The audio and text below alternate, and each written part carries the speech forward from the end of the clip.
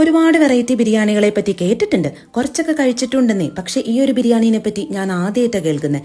എൻ്റെ നാട്ടിൽ ഇങ്ങനൊന്നും ഇല്ലേ ഇല്ലെന്നേ. ഇനി നമ്മുടെ നാട് പോലെ ഈ ഒരു ഐറ്റം പരിചയമില്ലാത്തവരും ടേസ്റ്റ് ചെയ്യാത്തവരും ഉണ്ടെങ്കിൽ ഇതൊന്നും ഉണ്ടാക്കി നോക്കിക്കോളൂ കേട്ടോ. നിങ്ങളുടെ കയ്യിലുള്ളത് വെച്ച് റെഡിയാക്കിക്കോ.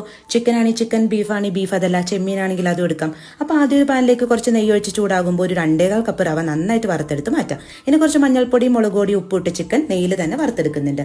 അതേ പാനിലേക്ക് കുറച്ച് ഇഞ്ചിയും വെളുത്തുള്ളിയും പച്ചമുളകും കൂടി ചതച്ചതിട്ട് ഒന്നങ്ങ് മിക്സ് ചെയ്തിട്ട് വലിയൊരു സവാള അരിഞ്ഞതിട്ട് കൊടുത്ത് ഒന്നങ്ങ് വഴറ്റിയതിന് ശേഷം നല്ല പുളിയുള്ളൊരു തക്കാളി ഇട്ട് കുറച്ച് ഉപ്പിട്ട് നന്നായി വീണ്ടും വഴറ്റിയെടുക്കുക. എന്നിട്ട് കുറച്ച് മഞ്ഞൾപ്പൊടിയും ഗരം മസാല ഇട്ട് പച്ചമണം മാറുമ്പോൾ ഇച്ചിരി ചൂടുവെള്ളം ഒഴിച്ച് കുറച്ച് സ്പൈസസും വറുത്ത് വെച്ച ചിക്കനും ഇട്ട് കുറച്ച് മല്ലിയിലിട്ട് ഒരു 5 മിനിറ്റ് മൂടി വെച്ച് വേവിക്കുക. എന്നിട്ട് ഇതിലേക്ക് വറുത്ത് വെച്ച റവ ചേർത്ത് ആവശ്യത്തിനുള്ള ഉപ്പ് ഇട്ട് കൊടുത്ത് മിക്സ് ആക്കുക. ഇനി ഞാനെടുത്ത് 2.25 കപ്പ് റവയാണ്, അതുകൊണ്ട് 2.25 കപ്പ് തിളച്ച വെള്ളം എടുത്തിട്ടുണ്ട്.